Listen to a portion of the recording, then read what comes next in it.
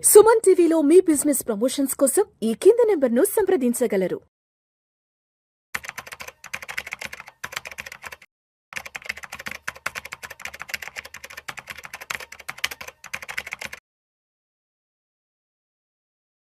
నమస్తే మాధవరెడ్డి గారు. నమస్తే అండి.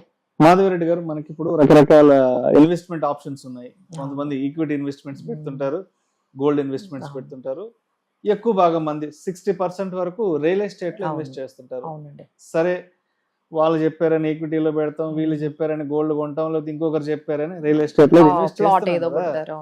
మరి మనం ఇన్వెస్ట్ చేసిన దాని మీద వచ్చే రిటర్న్ మనకి నిజంగానే లాభదాయకమైన రిటర్నా కాదా అన్నది మనం ఐడెంటిఫై చేయడానికి, తెలుసుకోవడానికి ఏంటి పారామీటర్స్ ఏంటి? సో దీనికి మనం ఈజీగా ఒక ఫార్ములాలో చెప్పేద్దామండి. ఫస్ట్ థింగ్ ఏంటంటే, ఈ వీడియో అయితే కంప్లీట్ గా ఎవరైతే రెగ్యులర్ రిటర్న్స్ కోసం, అంటే రెంటల్ ఇన్కమ్ కోసం, చాలా మంది కమర్షియల్ ప్రాపర్టీలు కొంటారు రెంటల్ ఇన్కమ్ కోసం అని చెప్పి, ఫ్యూచర్ లో పెన్షన్ లాగా వస్తుందని వాళ్ళు, అంటే ఉండటానికి కొనుక్కునే ఇల్లు గురించి మనం మాట్లాడలేదు, దాని మీద మనము రిటర్న్స్ గురించి మాట్లాడకూడదు, ఎందుకంటే అది ఎమోషనల్ డెసిషన్. కాబట్టి మీరు ఉంటున్న ఇల్లు గురించి ఈ వీడియో కాదండి. మీరు ఇన్వెస్ట్మెంట్ పరంగా దాని మీద రెగ్యులర్ రిటర్న్స్ కావాలి, లేకపోతే దాని మీద రెగ్యులర్ ఇన్కమ్ కావాలి అని చెప్పి, మన రిటైర్మెంట్ టైంలో మనకి రెంట్లు వస్తే బాగుంటది, ఎవ్రీ మంత్ మనకి ఇంత రెంట్ వస్తే మనం చక్కగా మన రిటైర్మెంట్ అంతా కూడా అయిపోతుంది అని ఆలోచించి ఈ రియల్ ఎస్టేట్ లో ఇన్వెస్ట్మెంట్ గా రెగ్యులర్ ఇన్కమ్ గా పెట్టుకునే వాళ్ళకి మాత్రమే ఈ ఫార్ములా అనేది సూట్ అవుతుందండి. అది ఏమైనా మీకు కమర్షియల్ ప్రాపర్టీ అవ్వచ్చు, లేదు రెంటల్ రెసిడెన్షియల్ ప్రాపర్టీ అవ్వచ్చు. అంటే నేను రీసెంట్ గా ఈ మధ్య కాలంలో మా క్లయింట్స్ దగ్గర నుంచి నేను వింటుంది ఏంటంటే, మేడం మాకు ఊర్లో ఒక పొలం ఉంది, అది ₹1 కోటి విలువ చేస్తుంది, సంవత్సరానికి 20,000 వస్తుంది కౌలు. అసలు వాళ్ళకి అది ఇప్పుడు ఏం చేయాలో అర్థం కావట్లేదు. ₹1 కోటి విలువ మాత్రం ₹1 కోటి విలువ ఉంటుంది, కానీ దాని కౌలు ఎంత వస్తుంది? 20,000. ఎన్ని సంవత్సరాలు అవుతున్నా మేడం అది 15,000, 12,000, మాక్సిమం 10, మంచిదైతే ఇంక 20,000 అంతే. అసలు 10,000, 12,000 కౌలు వచ్చిన వాళ్ళు ఎంతమంది ఉన్నారండి సంవత్సరానికి? ఎకరానికి మళ్ళీ ఎకరా పొలం ఎంత ఉంటుంది? సో ఇలా ఇప్పుడు వాళ్ళకి ఏం చెయ్యాలో అర్థం కావట్లేదు, దాంట్లో నుంచి బయటికి రావాలా అనేది. సో దీనికి ఒక ఫార్ములా మనం చెప్తామండి. దీన్నే మనం regular income divided by me property purchase value వేసుకోండి. అంటే ఎగ్జాంపుల్ ఇక్కడ మనం చెప్పొచ్చు, ఒక 40,000 మీకు రెంట్ కానీ వచ్చింది అంటే, 40,000 అంటే మీకు సంవత్సరానికి 4,80,000. 4,80,000 మనకి 2 crores ప్రాపర్టీ వచ్చిందంటే, మీరు దాన్ని డివైడ్ చేసుకుంటే మీకు 2-3% మాత్రమే వస్తుందండి. సో కనీసం మీరు ఇలాంటి డివిజన్ చేసుకునేటప్పుడు, ఈ ఈక్వేషన్ వేసుకునేటప్పుడు 3.5%, 4% రిటర్న్ కూడా రాకపోతే, అంటే మీరు పెట్టిందేమో 2 కోట్లు, అక్కడ నుంచి వచ్చేదేమో ఒక రెంటల్ ఇన్కమ్ ఏమో మనం అన్ని చూసుకుంటే మనకు 2%, 3% వర్కౌట్ అవుతుంది. సో ఈ రోజుల్లో ఇన్ఫ్లేషన్ ఏమో 10% గా అన్ని పెరుగుతూ ఉంటే, మీకు ఇంకా ఈ ఇన్కమ్ అనేది మీరు క్యాలిక్యులేట్ చేసుకుంటే 2-3% అనేది అసలు వర్కౌట్ కాదండి.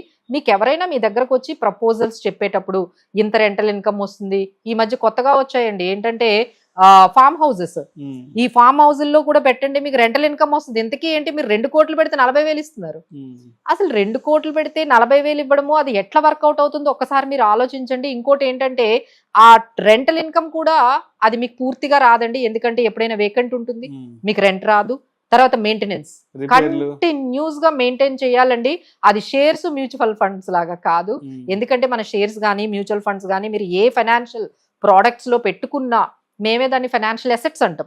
మీరు ఫైనాన్షియల్ అసెట్స్ లో పెట్టుకుంటే రూపాయి మెయింటెనెన్స్ ఉండదు. ఫైనాన్షియల్ అసెట్స్ లో మీకు ఏముందండి మెయింటెనెన్స్ కాస్ట్? ఏమీ ఉండదు కదా. అదే మీరు రియల్ ఎస్టేట్ లో పెట్టుకుంటే ప్రాపర్టీ ట్యాక్స్లు కట్టాలి. అది ఎవ్రీ ఇయర్ గవర్నమెంట్ ఎలా పెంచుతుందో మీకు తెలుసు కదండి. చాలా ప్రాపర్టీ ట్యాక్స్లు పెరిగిపోయాయి, అవన్నీ ఓనరే కట్టాలి, మీరే కట్టాలి. ఆ తర్వాత మెయింటెనెన్స్, ఇప్పట్లో ఉన్న ప్రతి కూడా చాలా కాస్ట్ అయిపోయింది. మీరు ఏదైనా చిన్న రిపేర్ చేయించాలంటే ఎంత అవుతుందండి? 2 ట్యాపులు మార్చాలంటే 10,000 కావాలండి. అదే కదా, ఏదో చిన్న టైల్స్ లీకేజ్ అవుతుందంటే 20,000 అడుగుతున్నారు, 30,000 అడుగుతున్నారు. ఇప్పుడు మెయింటెనెన్స్ కాస్ట్లు ఎంత పెరిగాయండి? అంటే ఒక ప్లంబర్ ను, ఒక ఎలక్ట్రీషియన్ 10 నిమిషాలు పిలిస్తే కనీసం 1,000 నుంచి 2,000 ఒక 10 నిమిషాలు అయినా సరే, మళ్ళీ దానికి కూడా మీరు ఎంత ఫాలో అప్ చేయాలి? ఆ మెయింటెనెన్స్ అన్ని కూడా మీరు పెద్దవాళ్ళు అయిపోయిన తర్వాత చాలా మంది మెయింటైన్ చేయలేక దాన్ని అసలు అంటే కాస్ట్లు ఎక్కువ అవుతున్నాయి, దాని మీద మీ ఎఫర్ట్స్ కూడా ఎక్కువ పెట్టాలి. మెయింటైన్ చేయాలి అంటే వాళ్ళని పిలిపించాలి, వాళ్ళంతా మీరేమో ఒక ఊర్లో ఉంటారు. ఈ మధ్య ప్రాపర్టీలు బెంగళూరులో కొనేస్తున్నారు, వాళ్ళు ఎక్కడుంటే అక్కడ కొనేస్తున్నారు. మీరు హైదరాబాద్ లో ఉంటారు, ప్రాపర్టీ బెంగళూరులో ఉంటుందండి. సో దాన్ని ఎలా మెయింటైన్ చేస్తారు? అసలు మీరు ఎక్కడ రిటైర్ అవుతారో తెలియదు, ఎక్కడ ఉంటారో తెలియదు. మీరు ఎక్కడ పడితే ఏ సిటీలో పడితే ఆ సిటీలో మీరు ప్రాపర్టీలు కొంటూ ఉంటే ఈ రోజుల్లో చూసే వాళ్ళు ఎవరు ఉండక మెయింటెనెన్స్ ఖర్చులు పెరిగి దాని మీద రెగ్యులర్ రిటర్న్స్ కూడా రాకుండా చాలా ఇబ్బంది పడుతున్నారు. సో మీరు రెగ్యులర్ రిటర్న్ కావాలి, మాకు హ్యాజల్ ఫ్రీ కావాలి, అంటే ఉండడానికి ఒక ఇల్లు సరిపోతుందండి అంటే మన వరకు. ఇంకా నెక్స్ట్ మీరు ఏదైనా ఇన్వెస్ట్మెంట్ పెట్టాలి అంటే రిటర్న్స్ కోసమే పెడతాం. రిటర్న్స్ ఒకటి చూసుకోవాలి, మనకి సేఫ్టీ చూసుకోవాలి, నెక్స్ట్ ఏంటంటే మనకి రెగ్యులర్ గా ఎటువంటి ఇబ్బంది లేకుండా కంఫర్ట్ గా మన దగ్గర మనకి మెయింటెనెన్స్ కాస్ట్లు లేకుండా మన అమౌంట్ అనేది మనకు వచ్చేవి చాలా ఉన్నాయండి. ఇప్పుడు బాండ్స్ ఉన్నాయి, లెట్స్ సే ఎగ్జాంపుల్ బాండ్స్ ఉన్నాయి, దాంట్లో మీ మెయింటెనెన్స్ కాస్ట్ ఏమి ఉండదు, ఎవ్రీ ఇయర్ 10% వచ్చేస్తుంది. సేఫ్టీ ఉంది, రెగ్యులర్ రిటర్న్ వచ్చేస్తోంది, మీకు 10% వస్తుంది. సో ఇవన్నీ రియల్ ఎస్టేట్ లో ఉంటాయా? ఉండవు కదండి. సో ఇవేమీ లేకుండా మీకు ఈజీ అయినవి చాలా ఉన్నాయండి. So don't go behind the real estate. More and more real estate అయితే యాడ్ చేసుకోకుండా చాలా మంది ప్లాట్లు కొంటారు, దాని మీద ఏమొస్తుంది?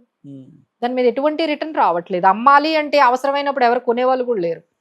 సో ఇలాంటి ప్రాబ్లమ్స్ చాలా మంది ఇప్పుడు మా దగ్గర రియలైజ్ అయ్యారండి. రియలైజ్ అయ్యి మేడం ఈ ప్రాపర్టీని అమ్మేద్దాం అంటే ఎవరు అసలు కొనడానికి కూడా లేరు అంటున్నారు. సో లిక్విడిటీ ఉండట్లేదు, చాలా ప్రాబ్లమ్స్ అయితే ఫేస్ చేస్తున్నారు. సో 1, 2 అంతేనండి. ఇంకా ఎక్కువ మీరు కొనుక్కోవాలి అంటే బెటర్ దాన్ రియల్ ఎస్టేట్ కన్నా మీకు స్టాక్ మార్కెట్ నచ్చలేదు, ఆ వాలటిలిటీ ఇష్టం లేదు, ఆ రిస్క్ అనేది ఇష్టం లేదంటే బాండ్స్ ఉన్నాయి కదండి, 10% ఇచ్చేస్తున్నాయి, రెగ్యులర్ గా వస్తుంది. మీరు ప్రశాంతంగా మీరు ఏ మెయింటెనెన్స్ లేకుండా మీరు ప్రపంచంలో ఎక్కడున్నా మెయింటైన్ చేసేసుకోవచ్చు. So these are all so many things ఉన్నాయండి. సో ఫర్ మెరీ అంటే మీరు ఏదైనా ఇన్వెస్ట్మెంట్లు పెట్టేటప్పుడు ఒక ఎక్స్పర్ట్స్ని కానీ మమ్మల్ని కానీ మీరు సంప్రదించినట్లయితే అసలు ఏం తీసుకోవాలి, ఈక్విటీ తీసుకోవాలా, గోల్డ్ తీసుకుంటే బెటరా, లేకపోతే మనం రియల్ ఎస్టేట్లో ఇన్వెస్ట్ చేస్తే బెటరా, మన ఫ్యూచర్లో మన పిల్లలకి కానీ మన రిటైర్మెంట్కి కానీ ఏది బాగుంటుందని 10కి ఒకసారి ఆలోచించండి. సో ఈ వీడియో అయితే మీకు బాగా ఉపయోగపడుతుంది అనుకుంటున్నాను. రైట్ అండి. Thank you so much Madhavi గారు. Thank you.